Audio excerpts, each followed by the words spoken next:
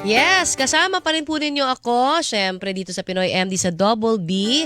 Isang minuto na lang, 8:00 na. Kaya naman, umpisahan na po natin ang ating usaping pangkalusugan.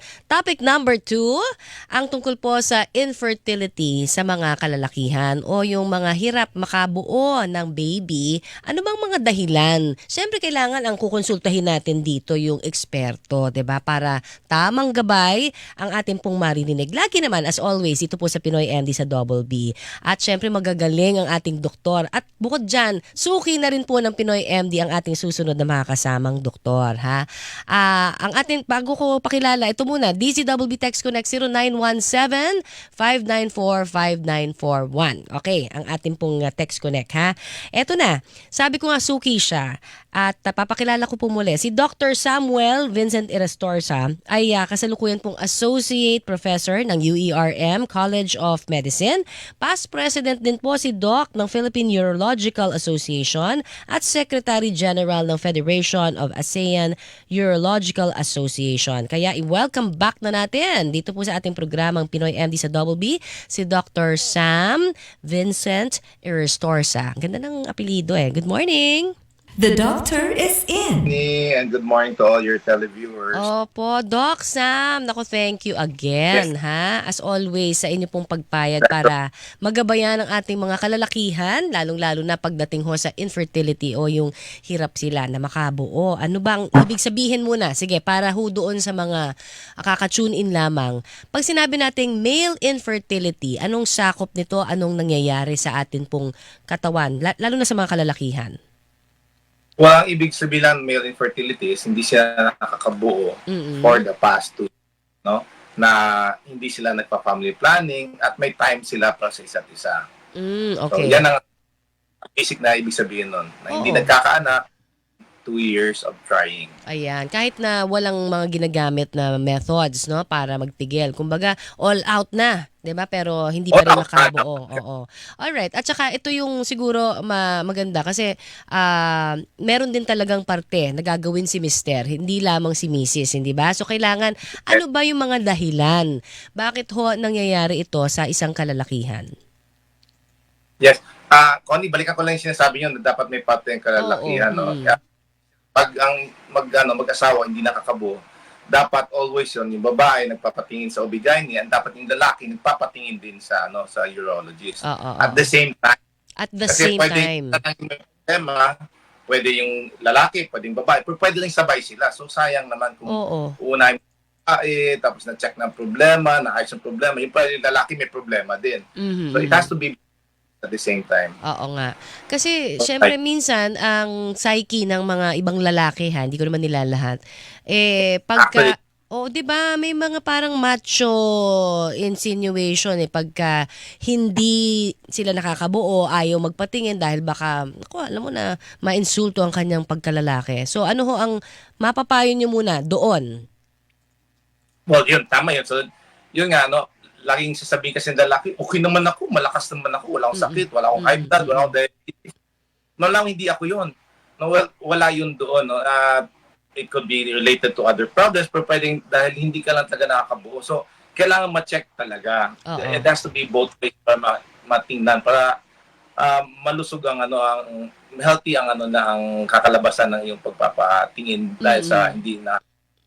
Opo. At saka dapat tanggalin na natin yung ganung mindset, 'di ba? Lalong-lalo sa mga kalalakihan. Hindi ibig sabihin na hirap kayo makabuo, hindi na kayo macho, 'di ba, sir?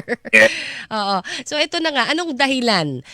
Doc, pwedeng magabayan natin yung ating mga kalalakihan. Ano ba yung mga sinasabing pwedeng maging dahilan bakit hindi nakakabuo ang isang lalaki? Okay, so may dalawang types yun. Tinatawag na primary infertility, tsaka yung pangalawa, secondary infertility. Yung itlog mismo ng lalaki, hindi gumagawa ng sperm. Pwede yun. Hindi siya gumagana, hindi siya gumagawa ng sperm. So yun, primary, itlog na mismo may problema, no? Secondary infertility is may other causes like one, smoking, very very common, no? Two, yung tinatawag na varicocele. Nagkakaroon ng malalaking ugat sa papunta sa itlog na naging cause kung bakit di maganda ang quality, the quantity ng sperm ng lalaki. And so many other causes, mga super exposure to heat, no? Yung mga all those other possible causes din. So, minsan may relasyon din pala sa trabaho. Kasi sabi nyo, exposure Yes. to heat, no? At saka, meron ba yung connection din sa kung saan ka nakatira? Kasi sabi nyo, exposure to heat, baka dito sa tropical country na ito, mas mahirap makabuo ang mga lalaki kaysa dun sa mas malalamig na bansa. O, di naman, no? Ang ano doon, extreme exposure. Extreme exposure Tapos yung- naman, oo. Mga Teka. naka-expose doon sa mga engine room. Opo, oo. Medyo nagcha-choppy lang tayo, Doc. Paulit lamang ulit So, wala talaga siya sa lugar. Extreme exposure to heat ang sinasabi niyo. So, it can be related sa trabaho. Pwede ba yan kapag, Yes. yung mga, anong klaseng trabaho ba ang naka-extreme exposure to heat? Natatrabaho sa disyerto, nasa ilalim ng araw, buong araw, no? Under the heat of the sun, nasa disyerto. Yung mga nagtatrabaho sa kusina, no? Mga cook? Nagtatrabaho sa kitchen room, yung boiler rooms, yung mga yun. Ayan. O, yan pala ha. At least may gabay tayo kay Doc kung saan sa mga po pwede hong mga trabaho, no? Hindi naman natin sinasabi na automatic mangyayari yan. Pero just in case kayo ho ay nagtatry ni Mrs. na makabuo at hindi, patingin kayo pareho. Yun naman parating sinasabi. Pero balikan ko, Doc, yung sinasabi ninyo about the sperm count. Napaka-importante na syempre healthy at marami ho ang sperm ng isang lalaki. Pero ano ba yung mga rason naman? Bakit nagkakaroon ho ng siguro low sperm count? Is it also because of the heat or extreme exposure to heat lamang o may iba pa? Yes, doon mo ma-check kung ang lalaki at babae, sasabihin hindi sila nagkakanak for 2 years. Okay. First is semen analysis. Tinitingnan namin yung semen analysis kung talaga bang may problema doon. Kasi pag normal ang semen analysis, then normal ang lalaki. Wala sa kanya ang problema. So, magiging abnormal yan, number 1, pag mababa ang count. Ang normal is around 80 to 120 million. Okay. And kung mababa siya, tatawag niyan oligospermia. Now, yan yun in terms of quantity. In terms of quality naman, number 1, kung gumagalaw ba ang sperm. Kasi marami kang sperm, million, pero hindi naman siya gumagalaw. At hindi lang siya gumagalaw, pa-forward ba ang galaw niya? Kasi baka gumagalaw siya, paikot-ikot lang, hindi siya nakaakyat doon sa loob ng babae. And then third is yung itsura ng sperm. Normal ba ang itsura niya? Kumbaga ang kanyang anyo, yung kanyang physicalities ng sperm. So yun ang mga titingnan namin. And doon natin masasabi na, sige, mababa talaga ang sperm mo or hindi magandang quality ng sperm mo, kaya yan ang dahilan kung bakit kayo hindi nagkakanak. I see. Ayan. Okay. So pero meron bang paraan para ito ho ay maparami, 'di ba? Yan ang ating mga isa pa sa mga papasagot sa ating pagbabalik po kay Doc Sam Irastorza, ang ating pong urologist at eksperto syempre sa usapin po ng male infertility. So ano ba yung tinatawag nating sperm analysis at ito ho ba ay pwedeng magamot o matulungan yung ating pong mga kalalakihan for a treatment na pwede ho nilang gawin. Welcome back sa Pinoy MD sa Double B. Bago ho natin pag-usapan yung tungkol sa male infertility, ito paalala ko dahil kung medyo bedroom voice, alam nyo na, ay nako talaga hong sipon, ubo, ayan, minsan parang lalagnatin pa. Paiba-iba na naman tayo kasi 'di ba ng ating panahon, kaya uso na naman yan. Pero ako ngayon parati ako nakakita ng check. Alam nyo ba yon? Check ng Right Med. Kasi yan ang iniinom ko para gumaling ako agad, 'di ba? Kasi sabi nga, pag nakakita tayo ng check, ano bang unang pumapasok sa ating isipan? 'Di ba? Pag may check, high quality, 'di ba? Pag may check, abot kaya. Yan ang ibig sabihin ng check ng Right Med ko. At dahil po ang mga gamot ng Right Med, abot kaya na ang presyo, hindi naman ibig sabihin na kukompromiso ang kanilang kalidad. In fact, Abot kaya ang presyo tapos high quality pa ang pagkakagawa. Kaya kapag hanap po natin ay gamot, di ba? Huwag po tayo mahihiyang magtanong. At hanapin po, may check ba kayo ng RightMed dyan? Ayan. For a list of RightMed products, visit their Facebook page or website www.rightmed.com.ph. Pero syempre, tandaan po, if symptoms persist, consult your doctor. Ayan. Ating oras, 8:13 na po ng umaga. At syempre, kanina may nabinbin ho tayong tanong tungkol naman sa male infertility o yung mga lalaki na hirap po na makabuo ng anak. Kaya eto na, balikan ho natin si Dr. Samuel Vincent Irestorza. Doc Sam, good morning again. Good morning! Ayan. Doc, eto na. Nabitin ko kanina, no? Pero sinasabi nga, no, ano ba ang pwedeng magawa kung meron man para ho, siguro gumanda ho yung kalidad ng sperm ng lalaki? Kung I can't hear you clearly, ano? Ay, okay. Ayusin muna natin. Sige po, susubukan po naming ayusin, ha, Doc? Ayan. Can you hear me, Doc? Ayan. Siguro magandang tawagan po muna natin, ano? Siguro mag-phone patch na lang tayo para mas magkarinigan tayo, no? Mukhang yung interference sa signal mismo ang may problema, no? Sa internet. Ayan. Sige po, eto na pag-uusapan natin habang tinatawagan natin si Doc. Kanina, may mga tanong na tayo eh. Sabi, Papa, kung mababa ang sperm count ng isang lalaki, paano nga ba to mapaparami? Yan, ang isang mga tanong natin na babato mamaya-maya lamang kay Doc Sam Irestorza, ang ating pong urologist. Tapos, siguro magandang itanong din, meron din ba na, kumbaga, koneksyon kung halimbawa, pagod parati si mister, yung mga ganyan, sa trabaho at kung ano-ano pa, hindi ba? So, ating babalikan. Pati nga yung mga kinakain baka meron bang makakapagparami ng sperm count kaya natin? Yan, isa pa yan sa mga kailangan hong nasa listahan. Baka kayo, may mga tanong din kayo, kasi ito may mga nababasa ako dito Yung usual na tanong, ang beke ba nakakabaog? Mula kay Arnold Arsadon, ng Paniki, Tarlac, ayan. Gusto ko rin yan itanong muli, no, kay Doc. Ayan, nasa linya na po natin. Hello and welcome back, Dr. Sam Irestorza. Morning. Yes. Ayan, can you hear me, Doc? Yes, I can hear you. Medyo may problem kanina with the Viber. Yes. Oo nga, internet no connection talaga. Sige po, ito na. Para doon sa mga nagtatanong, gusto na nilang malaman, kung may problema sila sa sperm count, paano magpaparami? Pwede ba maparami ito? Kailangan malaman muna kung anong dahilan. As I've said kanina, dalawang klase yun, primary at secondary. Okay. Pag primary, yung may problema talaga ang itlog, medyo na yan, no? Medyo mahirapan na tayo i-correct yan. Baka kailangan ng mga tinatawag na artificial insemination or assisted reproductive techniques na I yan. see, oo. Pag may mga secondary problems, like yung tinatawag na varicocele, naglalaki ang veins sa itlog, ang varicose veins sa legs ng babae. Ganun din yun. Ganun. Kung ano nangyayari sa legs ng babae, yun pwede mangyari yun yung nangyayari sa legs. Masakit ba yun, Doc? Sa balls ng lalaki. Yes, may iba masakit, no? May iba wala sakit. I see. And then ang doon, surgery ang kailangan doon. Alright. Now, kung may smoking problem, ang yung tawag to, then you have to quit smoking. Extreme exposure to heat, kailangan alisin mo yung yung exposure to heat, no? Okay. And then magsuot ng mga loose clothes, loose na boxer na shorts, Okay. no, para hindi naiipit yung hindi nakukulob yung init. Mm-mm. And then of course, exercise, diet na maganda. And then kapag hindi pa nag-work yun, that's the time we can give some medication to help the testes produce more sperm. Okay.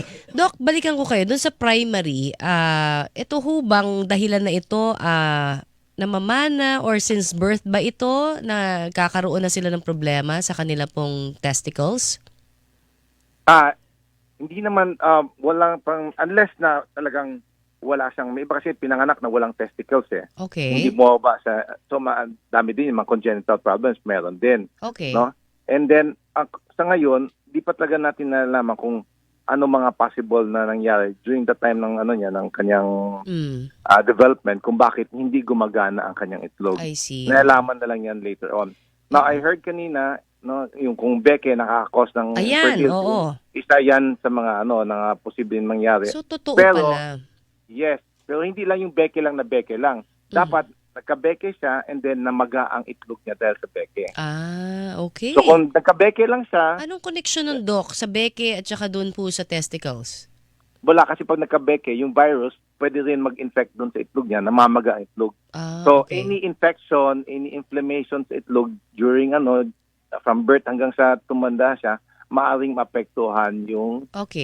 yung testis nila, itlog nila. All right. And isa yon yung yung mumps. Okay. Baka So dapat mumps or orchitis yun, hindi lang yung mumps lang. Okay, Dapat okay. pati yung dapat ito kasi baka ito, nagpapanik ata yung may Yes, beke. yun na nga. O sige, ulitin ho natin. Hindi ibig sabihin nagka-beke, pwede ka nang maging infertile o magkaroon ng oo. problema sa pagbubuo ng bata, no? Hindi naman. But hindi naman. Yung mga lang, yung nagkaroon ng beke at during the time na nagka-beke sila, namaga din ng itlog nila dahil dun sa beke, dahil dun sa virus na yon. Oo. Alright. So, yun yung mga hindi kagad baog posibleng maging baog. Ayun. Yan yung So, term na yun. pag nagkabeke at namaga ang kanilang testicles, kailangan pumunta agad? May ganong Yes. direktiba ho ba kayo? Yes, punta kagad sa sa Urologist? sa urologist para tingnan namin at mabigyan namin ng gamot para mabawasan yung pamamaga. Kasi yung inflammation, yung pamamaga ang nagkukos talaga ng pagkamatay ng mga cells. Ang itlog kasi ng mga lalaki po, hindi katulad ng liver na pinutol mo or nasira, Oo. nag-rejuvenate. Oo. Siya, ang testis is just like the kidneys. Kung anong sira na yun, hindi na yan ma-replenish ulit. Oo, kaya ingat na ingat pala dapat, Yes. hindi ba? Kasi speaking of ingat na ingat, may mga nagtatanong dito, papaano kung na-disgrasya, halimbawa may ibang aksidente, 'di ba? Nagkakaroon po ng malalang aksidente at medyo napuruhan doon sa parte na 'yon ng kalalakihan. Ano ang payo po daw ninyo? Well, patingin ka agad, no? Okay. Kung natamaan lang naman siya, hindi naman nagsugat, hindi naman nagdugo, Opo. hindi masyadong worry yon. Ang worry mo yung nagdudugo ang itlog, namaga talaga yung yung kanyang scrotum talaga. Yun, kailangan maoperahan yun, matanggal yung nakapaligid na mga dugo kasi yung pressure doon, no, pag namamaga yung bayag, yung pressure Oo. on the testis and sa itlog, yun nagkukos ng damage sa Alright. cells ng Okay. So, kailangan matingnan kagad yun. Sir, mula kay 9013, Doc Sam, ano ba daw ang paraan para dumami ang sperm? May pagkain, may lifestyle, aside from nabanggit nyo, may pagkain particularly ba na po pwedeng maging good for sperm count? Well, number one talaga, no, is that yung naman, lahat ng itlog ay healthy, no? Okay. Wala kang kailangan i-take para gumana na maayos. As long as you take care of it, no? Yung nga, sinasabi ko na, wag extreme heat. There's a reason kung bakit yung itlog ng lalaki nakalagay, nakalaylay, no? Nakalabas. Okay. It's because it needs a certain temperature na i-maintain para maganda ang kanyang function. Mhm, Kaya pag malamig ang panahon, aangat yan doon sa katawan, lalapit sa katawan para i-maintain ang heat. At the same time, kapag may lagnat ka, lalayo yan sa katawan mo I para see. ayaw na sobrang init. So, alagaan yon. Of course, healthy exercise, diet, mga antioxidants, no? Yung mga can help out in the quality ng sperm. Okay. Healthy lifestyle, no? Talaga yun Of course, pa rin healthy lifestyle. Oo. Yun talaga ho. Smoking, number one. Ay, wag daw Dapat. kayo magsusmoke ha para gumanda yung semilya, 'di ba sabi? Yes. Ayun, lahat halos ng mga tanong dito tungkol po sa papaano mapaparami ang semilya. Ayan. So, healthy lifestyle talaga. Tapos regular check-up siguro sa inyo, Doc, na para magabayan lahat ng ating mga kalalakihan na nagtatanong ngayon about it. Oo. Ito, Yes. alright. Ito, sinasabi dito, yung mga mahihilig daw sa masisikip na pantalon. Di ba uso ngayon yung skinny jeans? Kasi sabi nyo, Yes. there is a reason kung bakit yan nakalaylay, di ba? Naka-expose. Ito, advisable ba o hindi? Para doon sa for fashion's sake, sabi nga. Pwede ba daw? Yes, kung hindi ka naman apektado, wala ka namang infertility, no, wala siguro masyadong problema on that. Pero kapag medyo may problema na, ina-advise namin, loose pants. Alright. Loose pants, loose underwear. Loose Hindi- pants, hindi po loose yung- underwear. Hindi po yung boxer brief. Kasi yung boxer brief, yung hapit na hapit po, and then hindi nakaka-circulate ng maayos yung yung hangin. Oo. So, ang maganda po doon is boxer brief And in-advise namin, pag sa bahay na, huwag na talaga mag-underwear para maganda ang circulation. I see. Pagka- Alright. Oh, magandang tip. Pero yung mga ibang tanong dito, baka daw... Kasama si Miss Connie Sison. Doc, totoo ba? Eto na, Doc, totoo ba ang mga tanong ng ating kababayan? Unahin na natin itong sabi, ang lalaking parating nakaupo sa mainit na surface, malamang daw mababa ang sperm count. Doc, totoo ba? Oh, well, again, exposure na naman to heat yun. Tama din in a way yun. Pero as I've told you kanina, no, yung extreme heat yun, yung tanong directly to the testis yun. I see. So kayo mga yung mga driver na nakaupo over mga engine, yung sa sasakyan, Oo mga nga. bus nakaupo doon, yung singaw ng makina. Palipat nyo yung makina. Diba? Wag tayo doon umupo sa mainit na surface. Okay. Eto, Doc, totoo ba? Sabi daw nung tatay niya, kaya daw walang anak ang kanyang kuya kasi exposed daw siya parati sa x-ray. Kasi x-ray technician ang kuya niya. Doc, totoo ba? Yes. Ang yon. Actually, ang exposure to X-ray is one of those. No, kaya I see. may shield yan dapat. May sinusuot kasama hanggang doon sa sa private parts ng mga lalaki. Kami mga urologists, heavy kami on on X-rays, mga ginagawa ng mga Yes. Oo. So kailangan talaga may shield Protective. yun. Protective gear na suot sila rin, ano? Yes. Alright, babalikan natin kay 5534. Ma'am Connie, pag loose underwear, baka naman daw kakaluslos. Kay Mon ng Quezon City, baka naman pag naluslos, mabaog naman daw. Ano bang totoo dyan? Walang kinalaman ng wala. ang luslos. ang doon, kahit na mag-supporter pa sila, hindi yan nakakapagpigil ng luslos po. Oo. Yung Ito may ang nakakapagpigil ng luslos is yung yung sinusot na belt ng mga weightlifters. I see. Alright. Yung makapal talaga na belt. So okay. yung mga supporters wala po, hindi yan nakakapigil ng luslos. Okay, good to know. Ito naman, huling tanong na kasi po, sinasabi nila dito na ang too much ejaculation nakakabaog ba daw? Hindi. No, walang kinalaman po. Hindi yan nauubusan. Hindi yan parang limited supply. Actually, unlimited. Unlimited ang supply ng testis. As long as it's working fine. Kaya you have people na 80 anyos na Nakakabuntis. Diba? Nakakabuntis. Alright. Doc, saan ka namin mapapapuntahan para sa konsultasyon? Well, I'm with East Avenue Medical Center, National Kidney, UERM, St. Luke's, Global City, and Medical City Clinic. Ang sipag! Ang dami ho natin pupuntahan ha. Thank you so very much sa inyo, Doc, as always, sa paggabay. Pero bitin na naman tayo as always. Kaya dapat may part 2 ito at ang dami na hong mga tanong pang hindi na itanong. But anyway, thank you so very much sa iyo, Doc. At sa lahat po ng mga tumutok dito sa Pinoy MD sa Double B till our next day. Hilingan, walang pinoprotect.